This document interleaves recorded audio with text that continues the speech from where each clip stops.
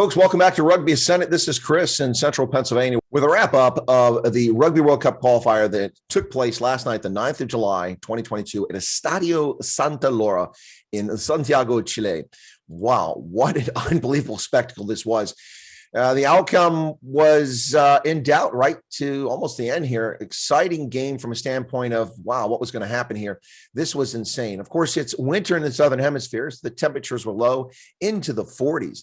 But it was a torrential downpour and raining throughout the game. When the game started, it resembled more a marsh than a rugby pitch or even a soccer pitch for that matter. It was unbelievable, the weather in the 40s with rain coming down the entire time, and not just raindrops. It was a torrential downpour.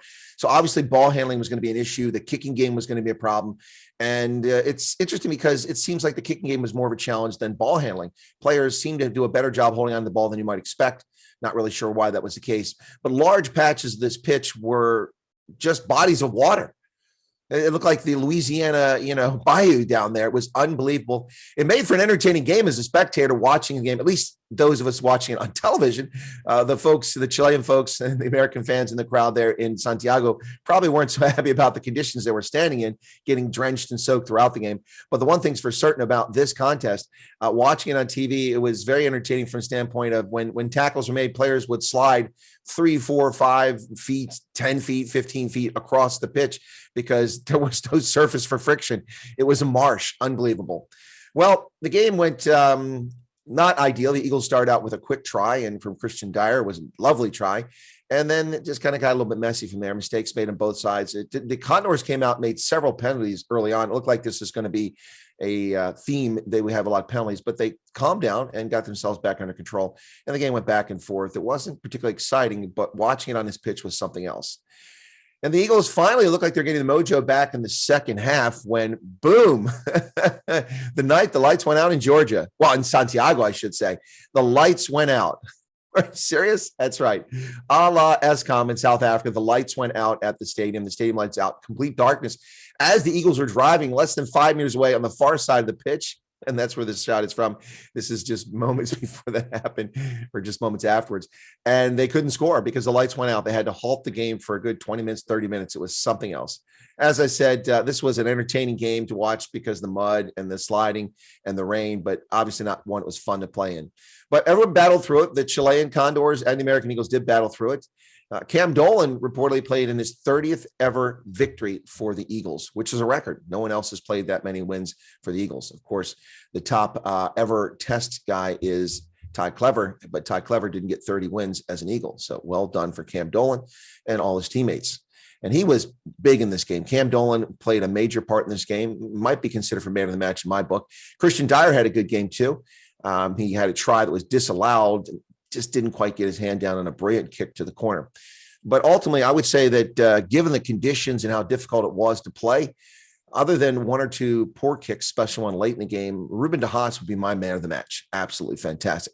And an exciting note for Rugby ATL fans, Rugby ATL stud Jason Dahm made his test debut. Now, for Jason, he came in the game less than a minute before the lights went out. And he gets on the pitch. He's already making a difference out there in a rolling ball, and boom, the lights go out. But the time he's on the pitch, he did make a nice contribution. Officials for the game were Nick Berry from Australia. What do we know him from? British and Irish Lions series. Assistants on the sideline, Holly Davidson from the UK and Mo Chaudhry from Canada. Up in the box, it was Marius Jonker, the TMO, who did a fine job calling this game. It was pretty good, but I have to say that the Eagles, they really got some work to do. That's 2 weeks in a row. They've been less than inspiring. Now, we can blame it on the weather conditions. We can blame it on it being a home game for Chile, but Chile, to my knowledge, has never been this close to the Eagles. This was really dangerous ground. They're lucky to escape with a victory over the French Barbarians last week in an exhibition. Now, for all the marbles, they come away a 22-21 victor in Santiago. They move on now to Glendale this coming week on the 16th of July, and the Eagles will play Chile. Whoever wins on aggregate points goes to the Rugby World Cup in France 2023. Chile, for their sake, they're still in it. They have an opportunity to go to the first ever Rugby World Cup. Very exciting for them. They should hang in there. Tries for Chile came from Fernandez in the 51st minute when they finally broke through, and Videla got one in the 80th minute after the hooter. Penalties, Fidel was brilliant. He kicked it 18 at 23 and a 57-meter penalty, 3 for 3 in these conditions. Very impressive. For the Eagles, Christian Dyer got a try in the 7th minute of the game. Joe Talfete at the hooker came in the 45th minute bowling across. And late in the game, it was Fifilete goes across at 74th minute. McGinty made 2 of his 3 try conversions, and he got 2 penalty conversions. But he did, one of those was quite long, actually, quite long. But he did miss 2, which kept it close. The night the lights went out, it was cold down there. Rain, so much rain, folks. So much rain. Yep, unbelievable. But that's what we have. That's the wrap up from the game. I would say that the Eagles still have a lot of work to do to clean up this team, and they have a long way to go to be competitive in the Rugby World Cup 2023. They are very far from where they were in their 9-0 test season just a couple years ago, Gary Gould's first season as head coach of the Eagles. Now, I'm not sure why we're not there, what's going on. This team you think would be better with all the Major League Rugby experience that's coming into play, plus international experience, exposure on the big stage. You would think that this team would be getting better, but they seem to be lacking something. I don't know what that something is, an X factor. I don't know. Maybe we need a Cheslin Colby on the squad. We need something, but something is lacking. The Eagles need to pick up their game. Nonetheless, a victory is a victory. A win is a win, and that's exciting. And now the Eagles are on the cusp of finally qualifying for the 2023 Rugby World Cup. Glendale next week, folks. Be sure to watch the game. Should be exciting. I'll likely be at the Premier Sevens tournament, Washington, D.C. while that's going on, or I'll be here at home covering the Springboks versus the Wales side that defeated them for the first time ever in South Africa.